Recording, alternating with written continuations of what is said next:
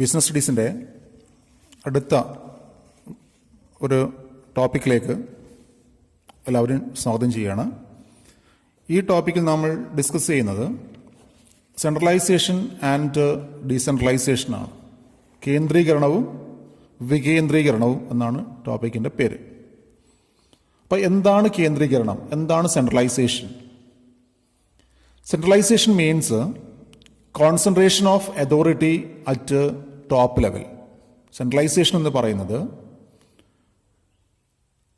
അധികാരം, അതായത് ഒരു സ്ഥാപനത്തിലുള്ള അധികാരം മുകളിലെ തട്ടിൽ മാത്രം കേന്ദ്രീകരിച്ച് നിൽക്കുകയാണെങ്കിൽ അതിനെ സെൻട്രലൈസേഷൻ എന്നാണ് പറയുക. അതായത് എല്ലാ അധികാരങ്ങളും കൈകാര്യം ചെയ്യുന്നത്, അല്ലെങ്കിൽ എല്ലാ അധികാരവും നിക്ഷിപ്തമായിരിക്കുന്നത് ടോപ്പ് ലെവൽ മാനേജ്മെന്റിനാണെങ്കിൽ അങ്ങനെ ഒരു സാഹചര്യത്തെയാണ് നമ്മൾ എന്ത് പറയുക, സെൻട്രലൈസേഷൻ എന്ന് പറയുക.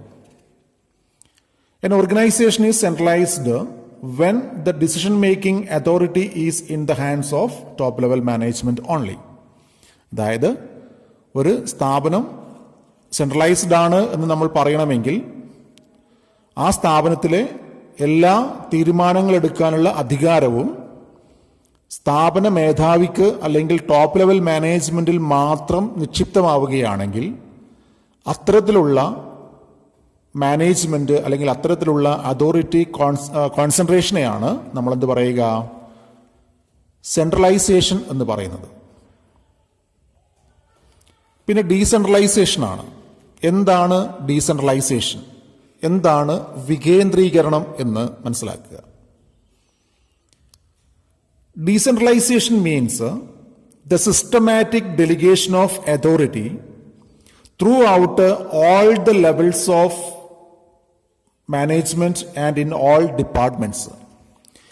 മാനേജ്മെന്റിന്റെ വിവിധ തലങ്ങളിലേക്ക് മുകളിലുള്ള അധികാരങ്ങൾ ഓരോ തലത്തിനും ആവശ്യമായ രീതിയിൽ ശാസ്ത്രീയമായി വിഭജിച്ച് നൽകപ്പെട്ടിട്ടുണ്ടെങ്കിൽ അത്തരത്തിലുള്ളൊരു സ്ഥാപനത്തെയാണ്, അല്ലെങ്കിൽ അത്തരത്തിലുള്ളൊരു സംവിധാനത്തെയാണ് ഡീസെൻട്രലൈസേഷൻ എന്ന് പറയുന്നത്.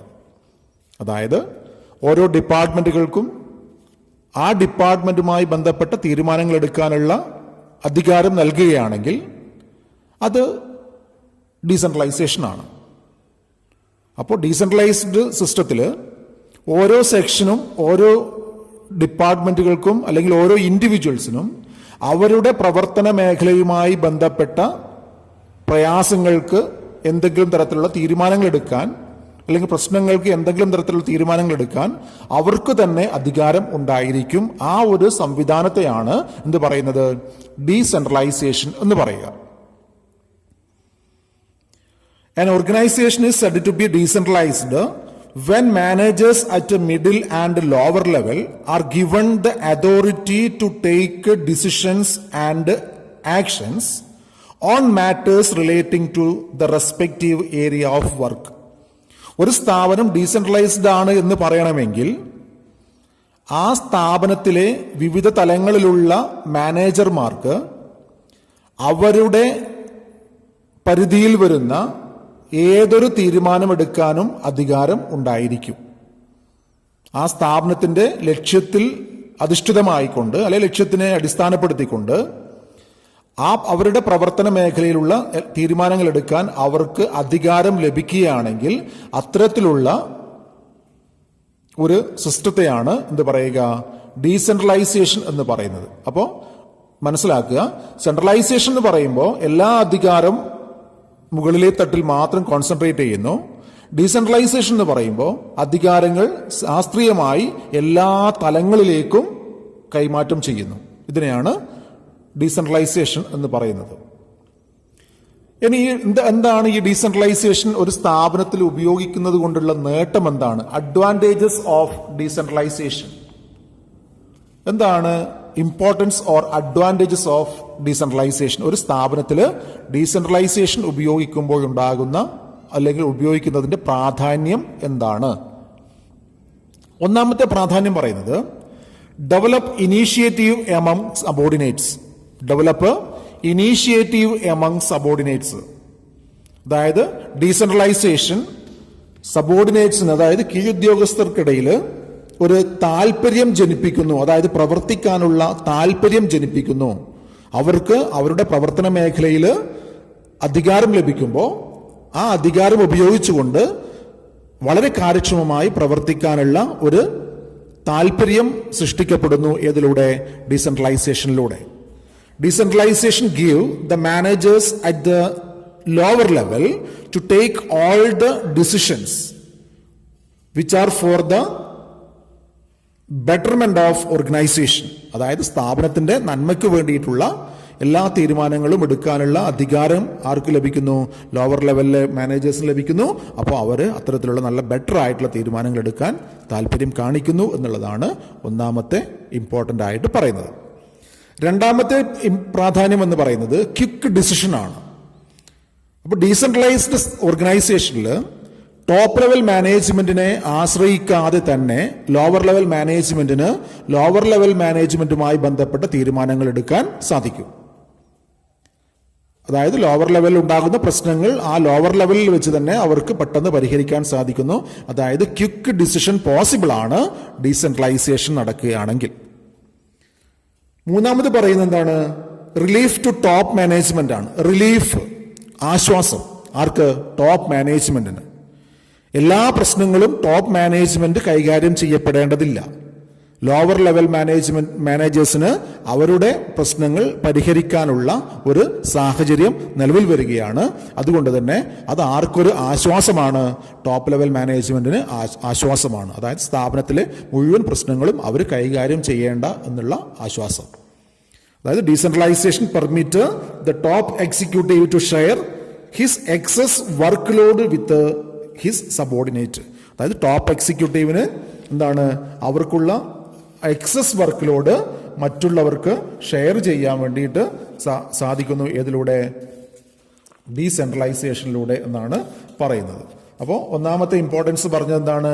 Develop initiative among the workers or subordinates. പിന്നെ quick decision making. Third one പറഞ്ഞു റിലീഫ് ടു ടോപ്പ് മാനേജ്മെന്റ്. ഇനി നാലാമത്തെ പറയുന്നത് എന്താണ്? ഫെസിലിറ്റേറ്റ് ഗ്രോത്ത് ആണ്. സ്ഥാപനത്തിന്റെ വളർച്ചയ്ക്ക് സഹായകരമാകുന്നു.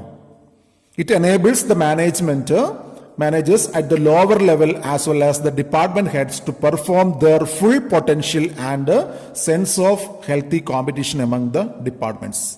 അതായത് ഈ ഡീസെൻട്രലൈസേഷൻ ഉണ്ടാകുമ്പോൾ മാനേജേഴ്സിന് അവരുടെ മുഴുവൻ കഴിവും ഉപയോഗിച്ചുകൊണ്ട് നല്ല രീതിയിൽ പ്രവർത്തിക്കാൻ സാധിക്കുന്നു. അങ്ങനെ നല്ല രീതിയിൽ പ്രവർത്തിക്കുമ്പോൾ സ്വാഭാവികമായും എല്ലാ ഡിപ്പാർട്ട്മെന്റുകളും തമ്മിൽ മത്സരം ഉണ്ടാകുന്നു. അങ്ങനെ ആ മത്സരത്തിന്റെ ഫലമായി സ്ഥാപനത്തിന് നല്ല രീതിയിലുള്ള റിസൾട്ടും നേടിയെടുക്കാൻ വേണ്ടി സാധിക്കുന്നു എന്നുള്ളതാണ് ഫെസിലിറ്റേറ്റ് ഗ്രോത്ത് കൊണ്ട് ഉദ്ദേശിക്കുന്നത്. ഇനി അഞ്ചാമത്തെ പോയിന്റ് പറയുന്നത് എന്താണ്? ഡെമോക്രാറ്റിക് സിസ്റ്റമാണ്. ഡെമോക്രാറ്റിക് സിസ്റ്റം, അതായത് ജനാധിപത്യ രീതിയിലുള്ള മാനേജ്മെന്റ് ആണ് ഡീസെൻട്രലൈസേഷൻ എന്ന് പറയുന്നത്. എന്താ ജനാധിപത്യത്തിന്റെ പ്രത്യേകത? എല്ലാവരെയും പരിഗണിച്ചുകൊണ്ടുള്ള മാനേജ്മെന്റിനെയാണ് ഡെമോക്രാറ്റിക് സ്റ്റൈൽ എന്ന് പറയുന്നത്. ഡെമോക്രാറ്റിക് സ്റ്റൈലിന്റെ ഓപ്പോസിറ്റ് ആണ് ഓട്ടോക്രാറ്റിക് സ്റ്റൈൽ, ഏകാധിപത്യ ഭരണം, ആരെയും പരിഗണിക്കാത്തത്.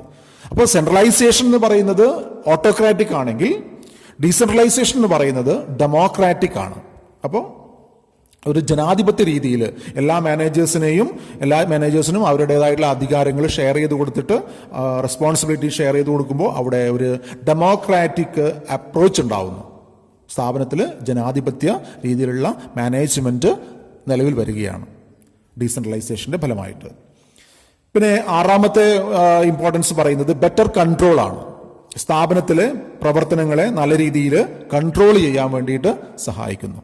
അതായത് സ്ഥാപനത്തിനുണ്ടാകുന്ന അതായത് സ്ഥാപനത്തിന്റെ പ്രവർത്തനങ്ങൾ ഇപ്പോൾ ലോവർ ലെവൽ മാനേജേഴ്സിന് അധികാരങ്ങൾ ലഭിക്കുമ്പോൾ അവർക്ക് എന്ത് ചെയ്യാൻ പറ്റും? അവരുടെ പ്രശ്നങ്ങൾ അവിടെ തന്നെ തീർക്കാൻ പറ്റും. അപ്പോൾ സ്ഥാപനത്തിൽ നല്ല രീതിയിലുള്ള കൺട്രോൾ നിലനിൽക്കുമെന്നാണ് പറയുന്നത്. It leads to the better control by evaluating performance of departments. അതായത് ഡിപ്പാർട്ട്മെന്റ്സിന്റെ പെർഫോമൻസ് ഇവാലുവേറ്റ് ചെയ്തിട്ട് അവർക്ക് കൊടുത്ത അധികാരം എത്രത്തോളം അവർ വിനിയോഗിച്ചിട്ടുണ്ട്, അവരുടെ ഉത്തരവാദിത്തങ്ങൾ അവർ നിറവേറ്റിയിട്ടുണ്ടോ എന്നുള്ള കാര്യങ്ങളൊക്കെ നല്ല രീതിയിൽ പരിശോധിച്ചുകൊണ്ട് എന്ത് ചെയ്യാൻ പറ്റും? സ്ഥാപനത്തിന്, മാനേജ്മെന്റിന് നല്ല രീതിയിലുള്ള കൺട്രോള് നടപ്പിലാക്കാൻ വേണ്ടി സഹായിക്കും. ഇവിടെ സ്ഥാപനത്തിൽ ഇതാണ് ഇതിന്റെ, അതായത് സെൻട്രലൈസേഷനും ഡീസെൻട്രലൈസേഷനും തമ്മിലുള്ള ആ പോയിന്റ് എക്സ്പ്ലെയിൻ ചെയ്തിട്ടുള്ളത്.